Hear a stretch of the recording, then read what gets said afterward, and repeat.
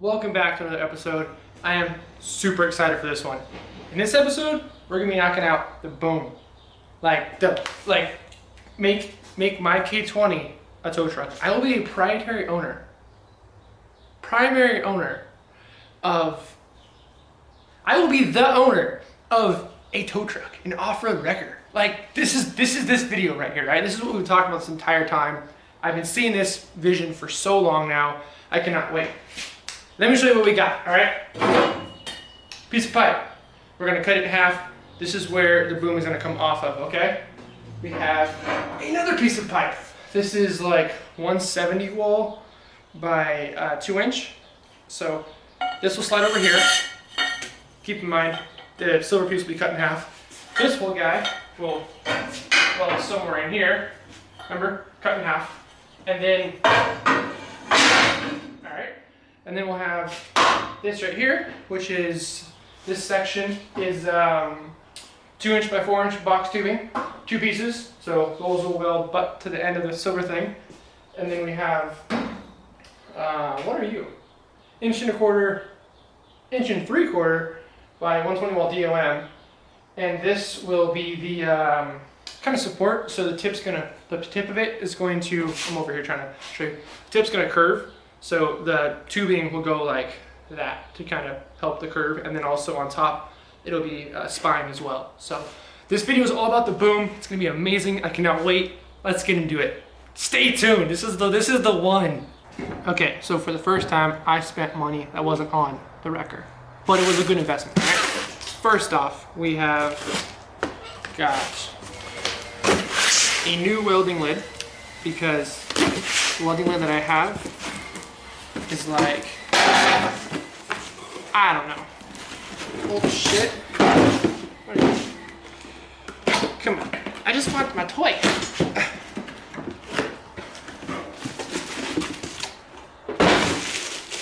So this guy is the same thing as this guy right here. Only difference is this one's about 5 years old and has seen some work. So this outer lens right here on this one went bad, or got like really nasty.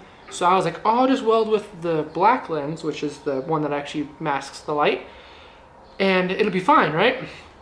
And I did that, and then I was like, oh, I need to do a quick MIG weld. I did the quick MIG weld, and that one MIG weld turned into another one, and then the lens got cooked, and it was the end of that. But you can like, I can't show you because there's no way to like show you through. I guess there is a way, but I'm not gonna figure that way out. This lens is fried, got a new lid, but it's a non-auto darkening. I don't like auto darkening, so yeah. This one, junk. The new one, less junk. I also got a box from Shao. Shao is a flap disc company. They make flap wheels, or they make all kinds of stuff. I got a sticker. But yeah. Hell yeah, flap wheels, amazing for sanding. And oh shit! Oh, wow. All right, I didn't realize I got a plethora. So we have a pack of 40 grit, which is very aggressive. Then we have 120, 2 120s. We have 3 80s. What are you? 4, 5 60s, and 4 40s. And then we have in this one, there's 4 10 40s. So we have 14 40s. Yeah, 14. What the? Yeah, interesting. This is a T29. This is a T27. I don't know what that means. 440 grits. Flap wheels. Amazing for absolutely destroying material.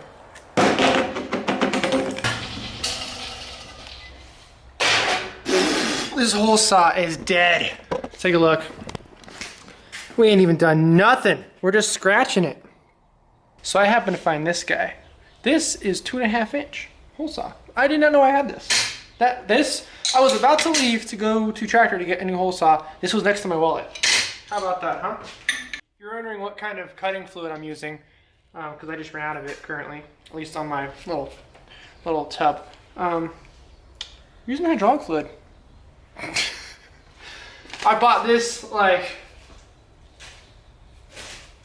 a couple years ago. Why did I buy this? Oh, hydraulic and transmission fluid. I bought this for my Cherokee a couple years back. Never used it. So now it's cutting fluid. Does it work as good as cutting fluid? I don't know. But I can tell you one thing. I'll tell you what I do know. I have this in stock and I don't have cutting fluid, so hydraulic fluid it is.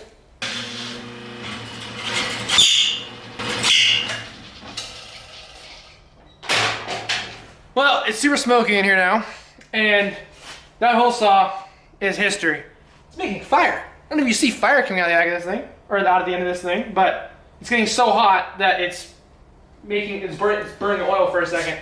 But yeah, it won't even go. You hear it hitting? It shouldn't rub. Like, that's no rub, right? There's no rubbing at all. And then the very end of it, the hole saw has expanded because it's gotten too hot.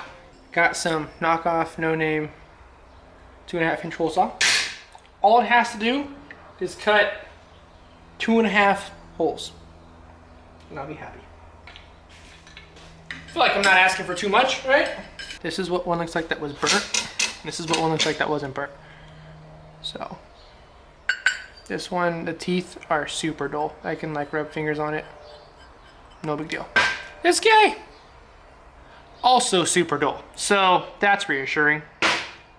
Alright, fun fact. I realized my problem was this nut up here, which you probably can't see, was loose. So the head didn't have any, I couldn't put any weight into it without the head spinning. But we are all the way through. Boom, boom. So it worked. I don't think I got it too hot. I got it definitely too hot. Tractor Supply Co. brand, piece of crap. Didn't even get, well, what did it do? Half a cut. Burnt this one, completely useless. Like 100%, I can't even touch it. Completely cooked. So now, I got this guy, which is a carbide tip. Kind of hard to see it, but it's got 3 little like edges on it. Thank God.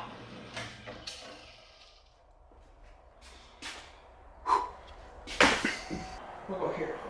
Here.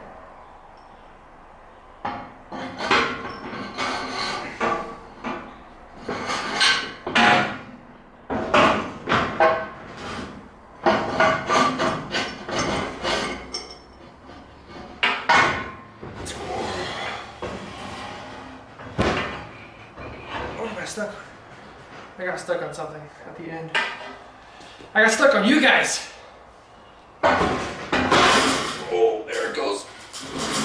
Oh.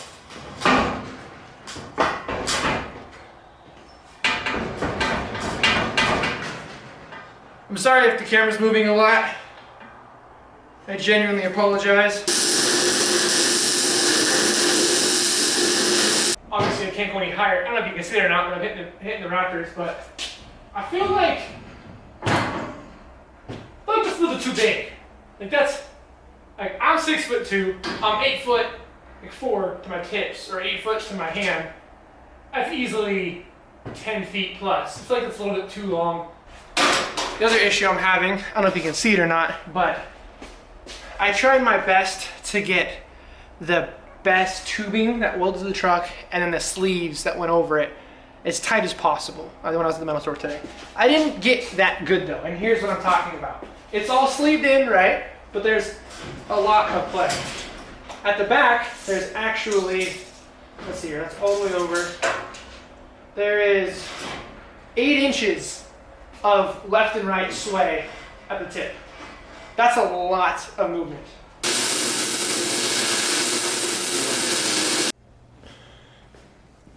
All right, so we got these welded in, got the back welded in, and that's welded on the outside. So locked in place. We've also got some cuts right here. We have a cut here, and we have a cut here. That's not too shabby. I think it's time we just start welding. Because I'll be darned, she's looking pretty good. Huh. I put you guys up here because I thought I was gonna have to do some more work on it. But basically I took like little triangles out. So I don't know if you can see that or not, but flat cut, and then went and did a 45-degree cut. So this is 3/8. So what's another day back in the shop, making some serious progress on this old girl here. You guys saw me welding the bottom of this. Last night I threw in these tubes right here to kind of just support the crossbar, I suppose you can call it. But what we have here is the winch plate. This follows the line of the top piece here. Choop, choop, choop. Kind of hard to tell from here, but it looks fine too.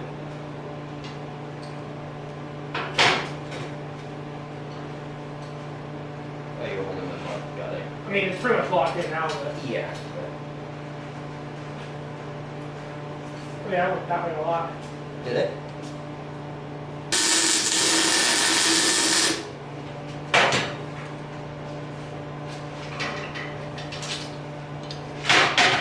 Wham! I could not hold that up. That was going down whether you liked it or not.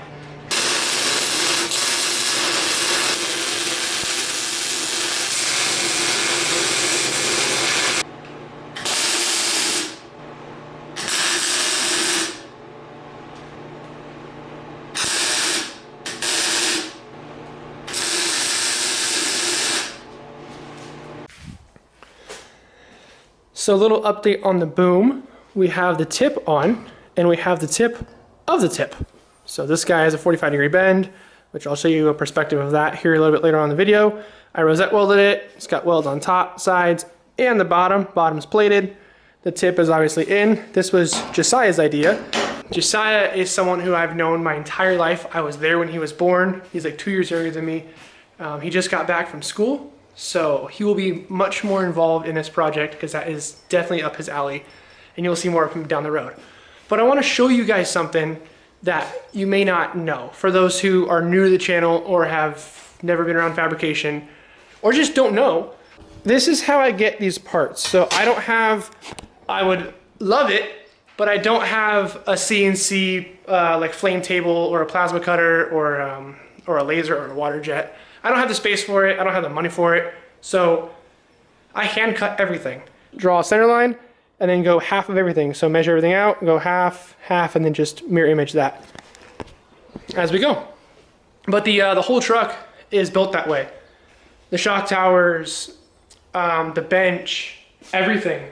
Like the boom, everything. Every single thing you see on here was made by just like, let's just see how this works and do it. There's no blueprint. This is all in my head. So I don't know. For me, it's easy to just see it and you're like, okay, I want this, and then I build this, and that's what you're looking at. You're looking at my brain. That's the best way to put it. This truck that I have been building for the last 6 videos is my brain. That's all my brain occupies, this truck. So Josiah is the first person to have put hands on this truck other than me. I have done everything to this truck myself. Aside from getting perspective on the shocks and the boom, my dad helped me with that, just kind of giving me like a second set of eyes on it, but there's actually no physical work done. Everything physically work done has been all 100% me on this truck, so I'm so happy that I've been able to bring someone else into it and who is also interested in something like this to basically build it. And he's going to be in this more often. He's actually up north on a job, but he will be here more often on this, and you will see him more. He is into this stuff, he's into off-roading, and he's into helping people out, and that's what this truck is all about. Okay, so remember when I told you guys that this whole truck is like in my head, and I think of everything and I just build it? Well, there's a downside to that. This is about the height that the boom is gonna sit, so there's that. And with this being said, the winch line will have to go from here and just wrap around to the shackle for storage purposes. Just line comes up, boom. But what I did not consider was the brackets that I made. And this is what I mean by that. Let me just transfer hands here. So, put this guy, this tube, okay, is the winch line, for a sake of better words, right? We're gonna set this up right here as if it was coming off of the chingus, okay? Here's the issue. The issue is I didn't plan for the wood being right there. Hold on, please hold. Oh yeah, we made it. Okay, here's the issue. If you follow the spine of the tube, it does not line up with the tube coming out of the boom. Now granted, there's gonna be another ½ inch coming out for a winch chingus, but still, they're not lining up. So if the winch line comes out of the boom, it's going to rub aggressively on this plate right there. And that's a huge issue. We're not gonna hit the side of the truck, or the side of the boom. I'll tell you what, first of all, when you're cutting with a cutoff wheel, or a death wheel as I call it, the blade spins this way, okay? So you are never to use this edge of the blade because it is going to be pushing against you. So when it bucks, it's gonna pull the thing back. You're always supposed to cut on this edge because it will pull. So if it bucks, it'll pull you instead of punch you, which is what happened. And this is the blade that punched, it got caught, and it snapped it. Thankfully, I expected that to happen, but the reason why I was cutting that way was because, imagine this is a cutoff wheel, I would never be able to get into there. So I had to come in at this angle to get that cut. But you are never supposed to cut with the, I call it the going up side of the cutoff wheel. Instant way to die, which is exactly what you guys just saw. Thankfully, I did not.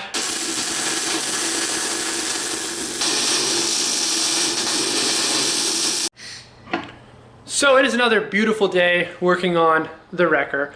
And I have these puppies right here. These are snatch block wheels. So the winch line will come from the truck all the way across, but it has to bend to go into the head of the boom, right? That's what the wheel is for.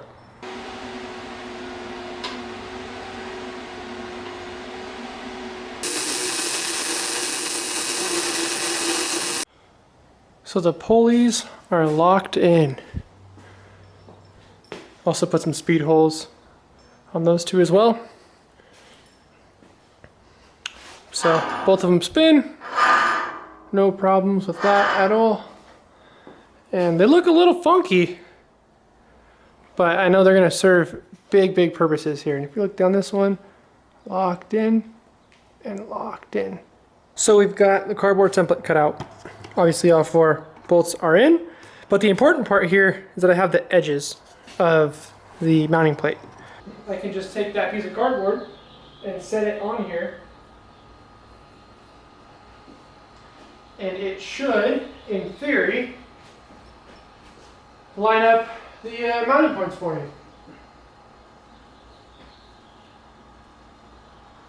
At least that's the idea. The winches are locked in. The template that I made worked out relatively well. I did have to modify that one on the inside over here a little bit, make it a little bit better, but I did avoid the box tubing, which is fantastic. So I started welding in these guys, but I ran out of MIG wire, so I was forced to stop.